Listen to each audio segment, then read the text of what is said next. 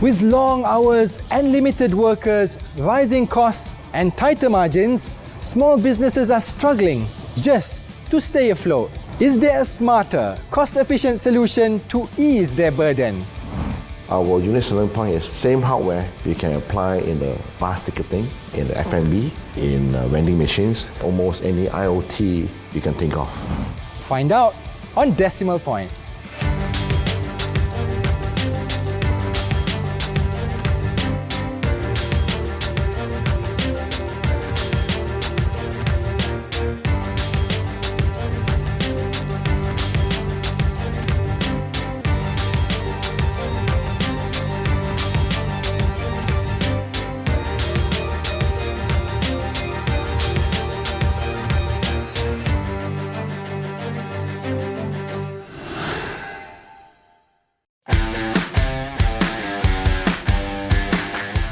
In 2023, Malaysia established the Ministry of Digital, a sign of just how important digital transformation is for the country.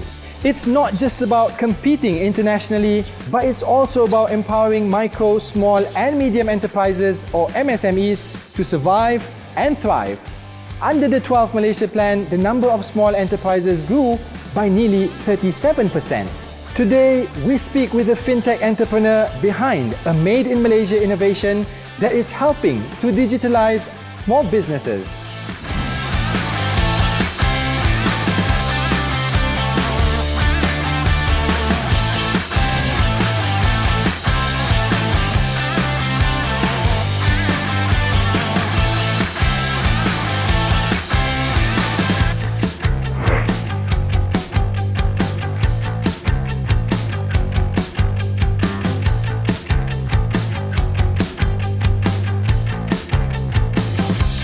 I'd just like to know a bit about your own background and your story. I'm an electrical engineer. I graduated in the States. After graduation, I worked in an IT company that was in the early days of internet. So I'm the first batch who understands and deploy fiber optics infrastructures, and from fiber optic to today cloud. So all along, I'm technologies followers and also practicing technologies, not just to my companies, even for my daily life. So I love technologies. I'm a programmer itself. I'm very strong in the protocol and the machine language kind of programming. So I can see a lot of problems can be solved. So I decided to move from New York and back to KL, look for jobs, and I got publicly listed. And then I spin off a company myself. And Origins has been here for 11 years. Yes, so we shift from telecommunications of 2G, 3G, and now we talk about 5 and 6G coming up. But what we see, financial sectors, financial industries, a lot of things we can contribute to this segment. All right, you have said that digitization is no longer optional, it's survival. So having your bird's eye view as a techpreneur, why do you say this and what do you mean by that? In my perspective, digitization is not a trend. Digitization is actually brings consistency. Consistency will bring growth. So what we see many of digitization, they're actually working in the blind. They just all go by approximately, and most of the time it's guessing. So you can see people using an Excel sheet, people using multiple systems to combine reports. There are many steps for many of these processes to operate. So this actually bring them something is more secure, more convenient, more efficient, and give them the immediate overview of their business, or the business growth.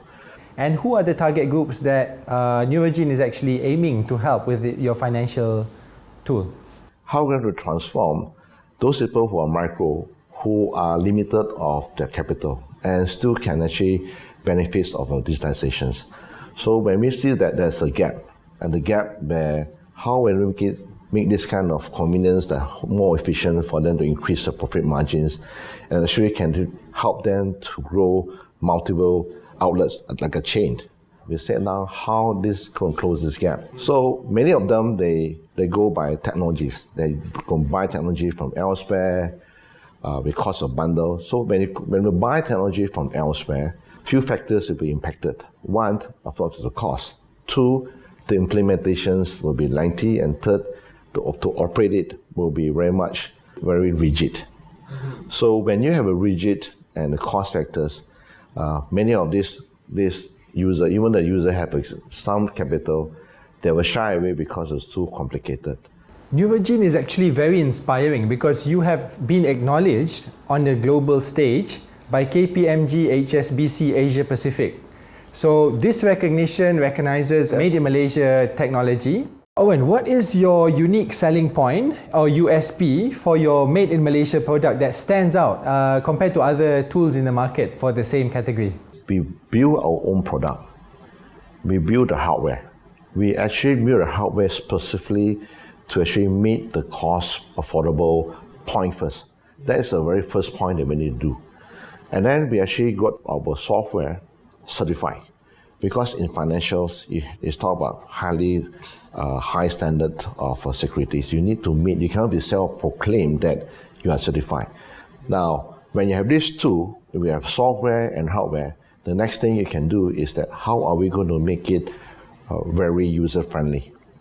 Our unique selling point is same hardware, we can apply to various different business segments. You can apply in the bus ticketing, you can apply in the F&B, you can apply in vending machines, you can apply almost any IoT you can think of, right?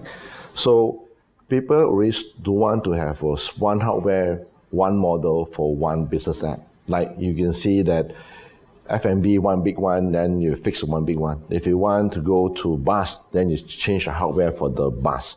Then we will say this same hardware and software, say I want to change it to vending machine. They will use different type of hardware and software. So it costs the business owner not just handling so many type of different model hardware. In terms of support, also have different challenges. Vending machine, for example, that want to operate the vending machines. So many places in the school and the train stations, you name it, right? So you can't say that, oh, I got some problem, I understand my few technicians to go there. And that loss of time, loss of opportunities. And the few technicians have handled different type of different model.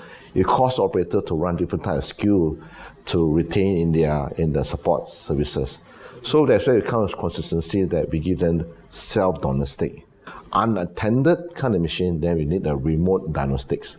So then the services that attended, like you go to receptions, you go to hotel receptions, you go to the cashier, then if that device has issue, they can press a button, the system will talk to machines. So having our product, this is where our unique selling point is actually that if that down, the system reflect in their own dashboard, they can do the remote diagnostic, restore the services, and they don't lose their revenue. And plus, they do not have to cost so much of their resources to send a few technicians to be there. So the more and more of this, they're bringing this value to the business owner, how they expand not on the proximity of the checkpoint they have, but they can scale to many locations. It's perfect for a large state like Sarawak. They have islands, there are rivers in the mountain or coastal area or the remote area. Besides businessmen, when at the end of the day, they have to reconcile. They have one branch, they have 100 receipts. They have to compare and insert in the systems one by one in the Excel sheet in order to skip all this. So we give them this universal plugin.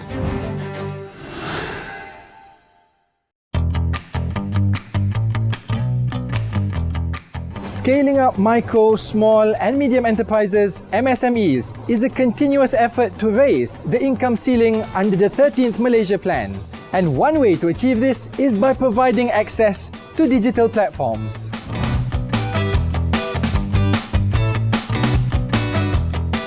A lot of amazing innovations come up to solve real-life situations and problems faced by people. So again, in your case, what are the key problems that you've noticed faced by small businesses? For example, payments, cash flow, inventory, that you've noticed in your day-to-day work? many of the micro merchants owner or large enterprises, they have a lot of businesses, and businesses also come with many receipts that we need to reconcile. So the problem is this good business man, when the business is good, there are a lot of receipts. Now the receipts are split into two type receipts. Receipts from their point of sales, where you have all the itemized what been purchased by their customers. And when they pay by QR code or pay by credit cards or debit cards, then they have another receipts. And that receipt usually just give a very a grand total of the amount they spend at the store. Now, bad owner have to take that total of the sales and match it back to what are the items that have been paid for. Now, the item they pay for, they always have a subtotal. Then usually you see a SST. Sometimes some say it's 6%, some is 8%. Then you have a service charge. And sometimes they have the tips or sometimes a charity. Every day, when the end of the day, they have to reconcile. Let's say they have one branch, they have 100 receipts. They have to compare, insert into the systems, one by one, in the Excel sheet or whatsoever. So in order to skip all this, so we give them this universal plugin where they can streamline the entire operations just to give them the insight of the sales. How much is the cost, what's the net cost to him, what's the net profit to him, how much I pay to the bank, how much charity have been collected, because they don't account for as a sales, as a charity. So that's when you give them a very easy way to operate. So imagine this guy start with 1 and start with 10, so they will do away all this headache to operate the business when they grow a bigger size. This is only one of the segments. The other segment is that every time, every apps, every accounting software or every hardware, they will customize the plugin to work with the payment, to work with the point of sale business apps, and so forth and so on. So we come in as a universal plugin for this sort of software. We pass it to our partner, whether it's a vending machine partner, whether it's a point of sales partner, that they are their own software engineer. They are their own service. So when we do that, we'll say, hey, why don't I just give you this plugin, and they will self-integrate to package their own product and they sell to customers, and the customer will straight away enjoy their business app without payment plugins, to the accounting, we call it GL, what we call inside sales. So then we do away, first is the software side. Second, whatever hardware, whether it's a vending machine hardware or EV charging hardware, whether it's a point of sale hardware, because in today every hardware they function differently, either in the protocol wise, in the operating system wise, or in their signaling wise. There are differences. So the plugin is actually a universal software. It's like a simple analogy is that when you use Microsoft, right? You buy a new printer at home, you don't worry about driver. You just plug in, and your Windows will search for the driver to connect to the printer. So even if you don't have it, just go to the internet and download, and then it will connect to the printer. So today you buy a printer from brand A or brand B and fancies. So this operating system have this plugin to search and connect to either brand A or brand B, for instance. So now this is at home. Now how if you apply this same concept to multi different type of business segments, industries, hardware or software, then we give this we call a payment plugin for them to integrate, because everyone have different preference. One of the things I picked up is how Neurogene has the ability to convert old vending machines and upgrade them using your technology, whereby no one carries cash these days, so you can change or upgrade an old vending machine and make it usable again for the next 10 years. When we straight talk to vending machines, hardware vendors or hardware manufacturers, we find it very unique, because everyone want to protect their own customer base. So they are making it so proprietary that when a customer, let's say I buy a model, let's say a brand called National from Japan, and model 2010. So when for 2010, and then we come up with 2012. So the challenge of 2012 and 2010 even if they're same brand, but the way the payments, the protocol are different. So the whole idea is that the vending machine hardware provider, they want to ask them to give buy a new model, the old model dish away. So in a business owner that purchases a vending machine, they're kind of stuck. They have no upgrade path for them to move from those coins and notes to cashless, right? So, you can see many vending machines of coin and notes and then QR code. Then you can see accepting NFC payments like credit cards or debit cards. You see that. So then we come in. How are we making it more consistent that regardless of what kind of model, what brand, we have to find a some sort of signaling balancer. Software is software, but software and machine language are two different worlds. Vending machine or EV charging, all these IoT machines have same problems. They have a problem to connect using the digitalization kind of payment systems. So when we say digitization, we make it very consistent. We build these things that you can work for 40 type of vending machine brand. We don't care the vending machine made in China, doesn't care make the machine made from Japan or elsewhere. So we have this sort of balancer to connect to our payment services. So now, the owner those old machines, the vending machines that they purchased, he can work with us to actually upgrade the old vending machines as old as 20 years old to today to accept digital payments. Okay, Owen, previously you mentioned that Neurogene is ideal for countries with a huge landmass or very remote areas. So like Sarawak, for example, where you've got rivers, you've got the interiors which are hard to reach. So can you tell us how your inventory system would work for, let's say, a small time seller, micro seller, like someone who sells nasi lemak, or someone who's selling like forest products in the rural area of Sarawak? Where let's say today I nasi lemak with rendang, nasi lemak with ayam goreng, or nasi lemak with seafood, right? So they already have a 3 SKU. And they also sometimes will say they have a tambah telur or the tambah whatever they want to add. So when this thing is, if one single store, one owner are simple. They don't really need a system, right? There's a correct cash. But what if these systems that I want to grow one outlet to multiple outlets? So let's say I'm starting in Kuching North, Kuching South, Kuching Central, and I want to go Miri. I want to go to Pontianak.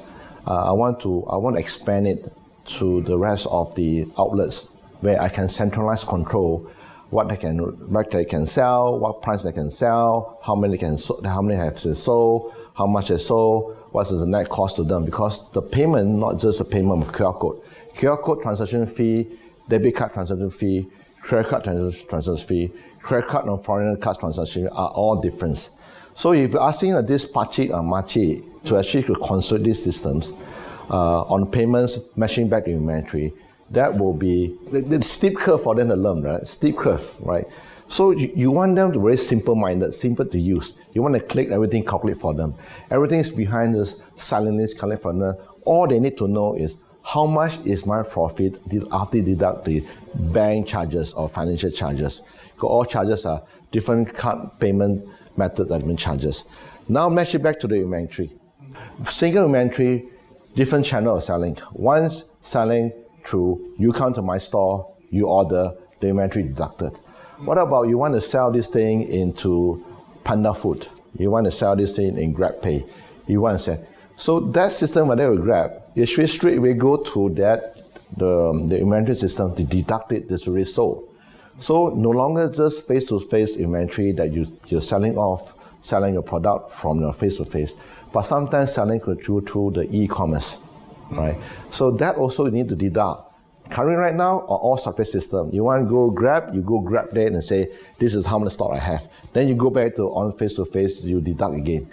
So you want to streamline this. You want to seamlessly for this Machi to actually to calculate how many actually I sold of nasi lemak rendang, nasi ayam, and nasi lemak laut. Okay. So all this thing you want to help them to streamline this.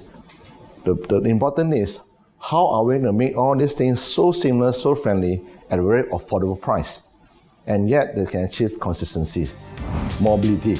treat a device like a mobile device, plus they can receive phone call. They can use this device to receive payments, so business can have the two-in-one.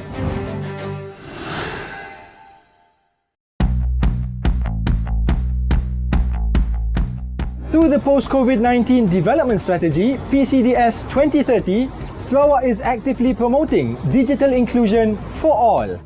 But what still stands in the way of wider adoption? And where is FinTech headed in the next 5 years?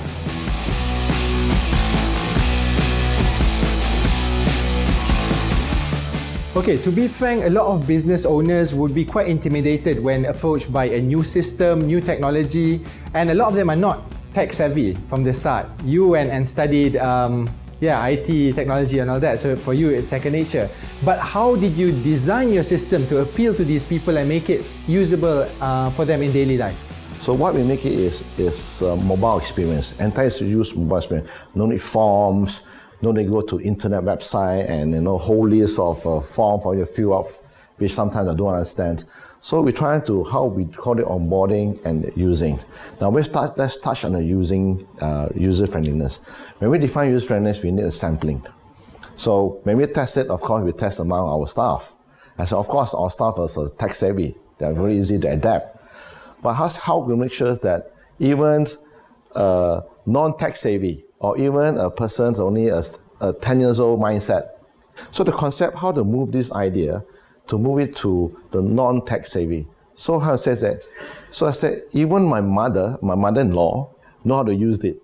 So how we use it, make sure that it's big and it's very easy. It says sales, you click sales. If you pay, just touch this card, pay. If you say you want to print, you just print. So they spare the few functions that usually used it.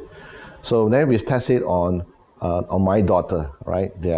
Of course they're tech savvy, but they're not a business person, right? Okay. So you check. Then I said we need to do a test in the market. So we went to the very remote. I consider Labuan is quite remote from here, because we always say that infrastructure they're behind. They are not ready for digitization. So we say, hey, why don't we try as remote as in Labuan? And people in the burger store, people in the fish store, and the people who sell fishes, fishmonger, to sell in the wet market. They just pick it up, they just turn it on, and it's just fast and easy. So they want to compute the entire transaction. They just go to the history and all the transactions. There's no dispute. They can actually refer back. So, and then we achieve it. Then we achieve the whole concept. Even the non-tech savvy like my mother-in-law also know how to use it. We were surprised and we were glad that so many of these micro merchants start to realize our services and products actually fits their business. Okay. Those costs and user friendliness. So customers like a Delight Cake House, customers like Labuan Golf Club, customers like One Go Cafe. So these are the few small micro merchants that start to realize that it's really fit what they need, cost-wise, consistency-wise, and also their control of their business. So it seems like it varies. There's some small businesses up to even golf courses have used it. Can you just explain a bit more about how efficiency increases with the adoption of Neurogene? Well, efficiency is that now they're really truly mobility. The mobility is that it's treated like the device like a mobile device, plus they can receive phone call. So they can use this device to receive payments for do business. At the same time, they also can receive phone calls for the business owner. So business can have the two-in-one, two the best work in the same device on their hand. And again, I'm going to stress this point is that they give them the true mobility to do their business. So as we all know, technology moves and evolves very quickly. So most of us are only learning about the technology today, and then something new comes along and replaces it. So where do you see FinTech going in the next 3 to 5 years? Right. So, technologies have been, we call it evolutions. You can from cable to wireless, to data center, to cloud. And of course, in FinTech, they're also from cash to cashless. So then you're also coming into digital currencies. Just like recently, we're going to have our own stablecoin backed by ringgit. So there are more coming of this. Now, all these things, it doesn't really solve today's issues in terms of business growth. So we emphasize in fintech, how are we going to increase the profit margin?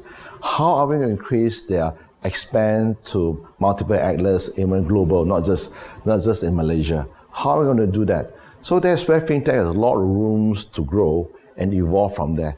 Yes, now we are solving the infrastructures to making them mobilities and making them very easy to calculate, to be more insightful for their sales and revenue and the cost.